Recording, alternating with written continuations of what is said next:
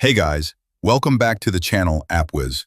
And today I am going to show you how to install Stream.io app on phone.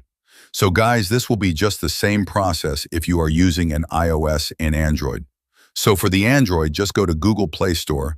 And if you are on the iOS, just simply go ahead and go to your App Store and just go to the search bar and search for Stream.io. And from here, you should be able to see the application and just simply tap on it. And after that, just simply tap on install.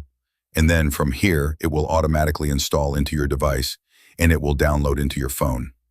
So guys, if you don't know, Stream.io is a video streaming application that allows you to watch and organize video content from different services, including movies, series, live TVs, and video channel.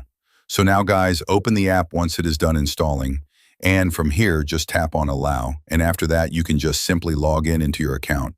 You can continue with Facebook or sign up into your account if you don't have one, or just completely log in and provide your email and pass. And there you go, guys. If this video was helpful, please like and subscribe, and thanks for watching.